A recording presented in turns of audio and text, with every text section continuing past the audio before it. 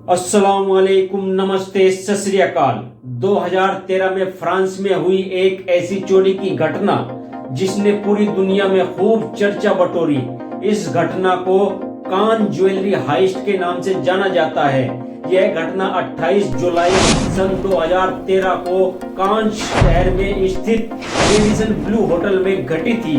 Cannes film festival के दौरान इस होटल में एक विशेष ज्वेलरी प्रदर्शनी का आयोजन किया गया था, जिसमें करोड़ों डॉलर मूल्य के हीरे और अन्य कीमती रत्नों की ज्वेलरी प्रदर्शित की गई थी। यह घटना न केवल फ्रांस बल्कि पूरे विश्व में चर्चा का विषय बन गई थी।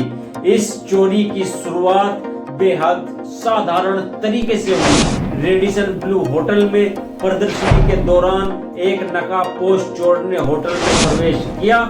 उसने किसी प्रकार की हिंसा का सहारा नहीं लिया, बल्कि उसने सुरक्षा कर्मियों को चकमा देते हुए सीधे उस कक्ष में प्रवेश किया जहां ज्वेलरी रखी हुई थी। इस चोरी में चोर ने एक बंदूक का उपयोग किया था, लेकिन उसने किसी पर गोली नहीं चलाई। अगर उसके चोरी करने का तरीका देखा जाए तो ये अंदाजा लगाया जा सकता है कि चोर ने अपनी योजना बहुत ही बारीकी से बनाई थी और उसे पूरी तरह से अंजाम दिया। चोर ने अपनी चोरी को अंजाम देने के लिए सिर्फ कुछ ही मिनटों का समय लिया। उसने तेजी से कक्ष में रखी हुई ज्वेलरी को अपने बैग में भरा और वहां से फरार हो गया। चोरी की यह घटना इतनी तेजी से हुई कि वहां मौजूद लोग और सुरक्षा कर्मी कुछ भी समझ नहीं पाए। चोर ने इस दौरान किसी भी प्रकार का कोई सुराग नहीं छोड़ा जिससे पुलिस उसकी पहचान कर सके। इस घटना के बाद फ्रांस की पुलिस सुरक्षा एजेंसियां तुरंत सक्रिय हो गई। उन्होंने होटल, उसके आसपास के क्षेत्र में बड़े पैमाने पर तलाशी अभियान शुरू कर दिया, लेकिन चोर का कोई सुराग नहीं मिला।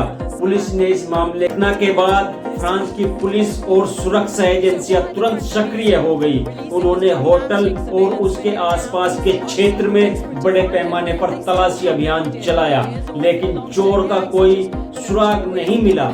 पुलिस ने इस मामले की जांच के लिए एक विशेष टीम का गठन किया और उन्होंने होटल के सीसीटीवी फुटेज की भी जांच की, लेकिन चोर ने अपना चेहरा पूरी तरह से ढक रखा था, जिससे उसकी पहचान नहीं हो पाई।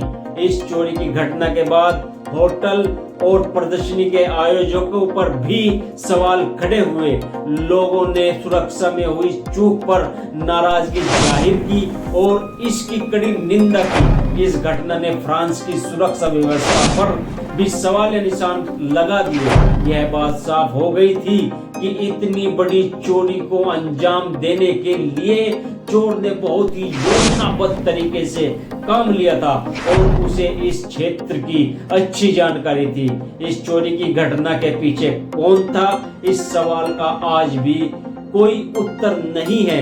चोर का कोई भी सुराग नहीं मिलने के कारण यह मामला धीरे धीरे ठंडा पड़ गया, लेकिन इस घटना ने दुनिया भर में कांस फिल्म फेस्टिवल और फ्रांस की सुरक्षा व्यवस्था को लेकर बहस छेड़ दी।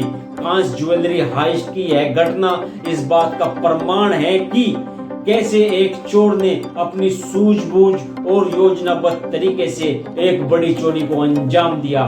इस चोरी की घटना ने न केवल फ्रांस बल्कि दुनिया भर के लोगों को चौंका दिया और इसे एक ऐतिहासिक घटना के रूप में याद किया जाता है। इस चोरी के बाद फ्रांस सरकार और कांस फिल्म फेस्टिवल के आयोजकों ने सुरक्षा व्यवस्था को और भी कड़ा कर दिया। उन्होंने इस तरह की घटनाओं से बचने के लिए कई नए कदम उठाए, लेकिन इस घटना की चोरी इतिहास में एक मिसाल के रूप में दर्ज हो गई।